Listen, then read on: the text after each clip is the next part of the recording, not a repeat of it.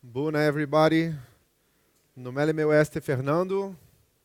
Mulțumesc. We're going to talk about video today. I'm from Rovio Animation, a division of Rovio Entertainment. We did the Angry Birds movie, and we're going to talk about ToonsTV and how it helps actually maintain users, create engagement. So let's talk about different, niche. We saw niche today. We saw Ian talk about young kids and everybody else. And let's talk about this audience over here, right? So they engage with tablets. They co-view with their parents. And basically, they see 21 clips a day, actually, on video.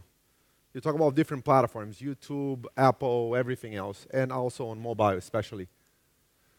So just to have an idea. So this is the advertising market only in the US. The gray one is TV. The dark gray one actually is desktop. The red one, it's mobile. So we talk about the industry today. We saw yes, mobile is going to a $100 billion industry.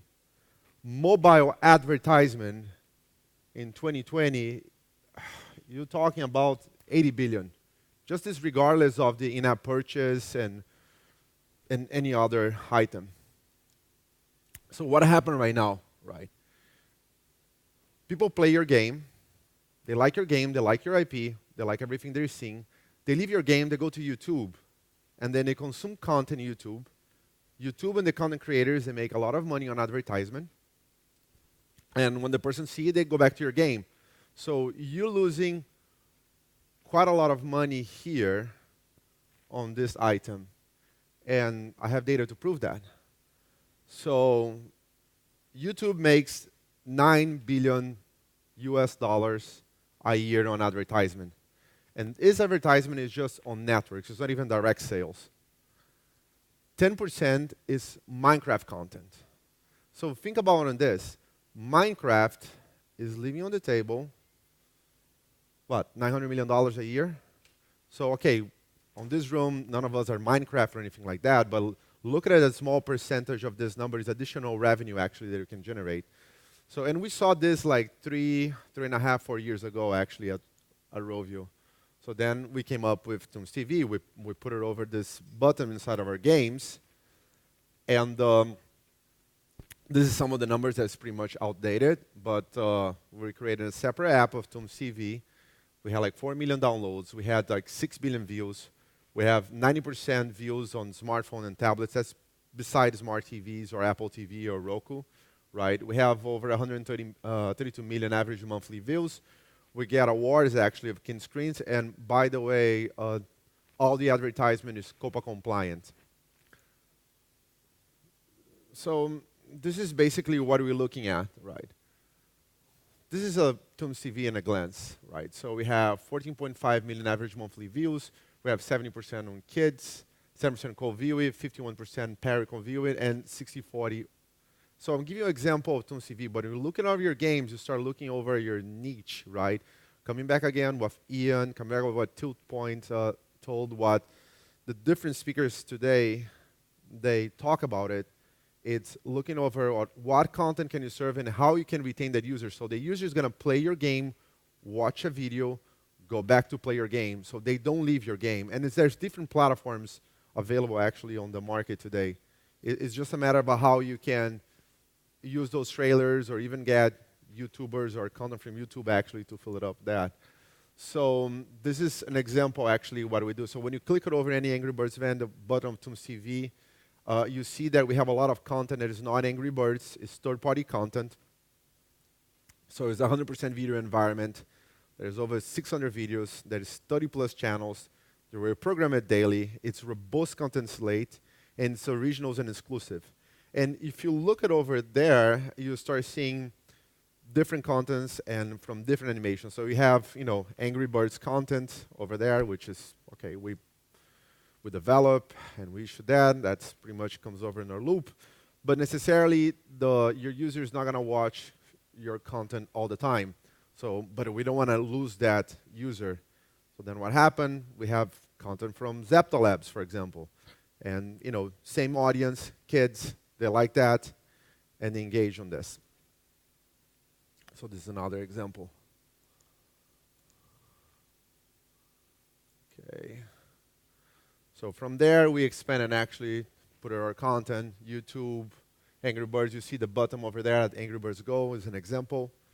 We have Apple TV, standalone apps. And this is pretty much how we program video, right? So we have our original series. We have a syndicated content, so it's third-party content, right? And we have 10 annual poll events. So when you look at over there, you guys pay attention to these 10 annual poll events because that's what we really make a lot of our money, actually. So another thing that Rovio is doing, we develop our own, after the movie, we develop our own animated series. We put it over inside our games. So we had Piggy Tales that came out. So that character is very similar to the characters of the movie. Next year, we're coming up with the Blues, right, which you see at the end of the movie. If you haven't saw, please download on Apple TV, whatever the other stores. And we're going to have like Piggy Tales. Also, on our roadmap, this is some examples of the content that we are bringing over to life. And we have regional content. An example that is Monica Toy, that is really focused actually on the Latin American market. And you have, of course, Shaun the Sheep, Morph, and everything else. So this is where the money from. So once you have the video, once you have the audience, right, you can engage that audience actually on selling sponsorships. And that's what we do. We go over to different brands. We're going to go over, we specialize actually on movie studios and also Fortune 500 brands. We do direct sales. We integrate in our video. And we treat this as, especially for agencies, brands, as we explain this as this was like a TV channel or a cable channel. They can understand better that than you try to sell to them, oh yeah, this is mobile advertising, mobile game. They don't get that actually. And plus, you're not going to get the top dollars from that. So that's one of the things. I'll show an example in the end of the presentation, right? Native advertisement, in the case of Disney, we get content actually from Zootopia. We get content from different movies, and with geolocation. The money basically at the moment is in the US, and that's why we drive most of our focus on that. On the case of ToonsTV is on video. So when we look at over on video, right, you keep up the loop, and you keep making advertising dollars. So it's not really incremental revenue. It is revenue that it can build in your business case. So when you look at our game, oh, I launched the game, but the game doesn't have a lot of in-app purchases, but you have a lot of retention. You have a lot of retention, you have a lot of engagement. Brands will pay for it. If you're able actually to explain to them that this is a new medium, but it's a medium that is very similar to they used to buy, which is TV and cable. Case point is all the movie studios that we have partnerships with.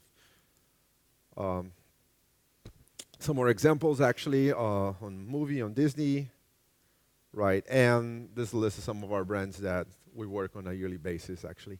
And if you can run the video, so you guys can have a better idea what I'm talking.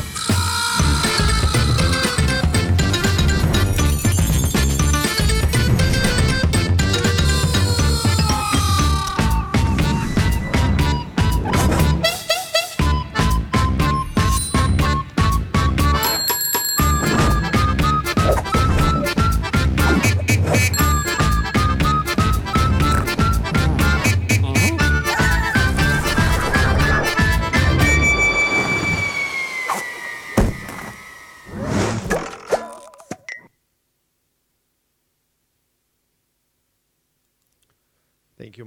Hello? Hi. My name is Fernando Vasconez, and I'm open for questions for developers or developers. Any questions? Yeah. So, how would indie developers leverage ToonsTV to better monetize their apps? So, I mean, there's different integrations. We have a partner actually, which is Kiddos for indie developers. I can give you the contact information of Kiddos, and you guys can talk directly to them for developers actually that very, I mean, either you have a launcher game or you have like small amount of DAUs on a global scale or even in the US. You can reach me out over email and I'll directly with Kiddos, And from day one, you can start generating revenue on that.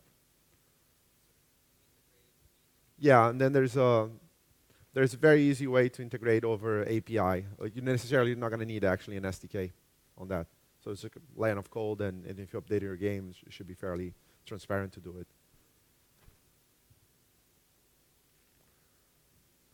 Questions? Questions? Sorry, I got to ask this Sure. question as well. I asked Samir the question. He didn't give me anything. Standard business terms, like what kind of rev share? Oh, standard business terms, usually it's pretty much 30% actually after the costs. So we have basically streaming and CDN costs and content cost. So after taking all those costs out, actually it's probably going to leave like a net, so after taxes around 30 to 35%. Of course, if the developer has a massive audience, actually, then those terms come so completely. This is basically the standard terms actually for developers. That's it. Anyone? Yes. Okay. Quite clear. Oh, Good. Thanks so much. Thank you.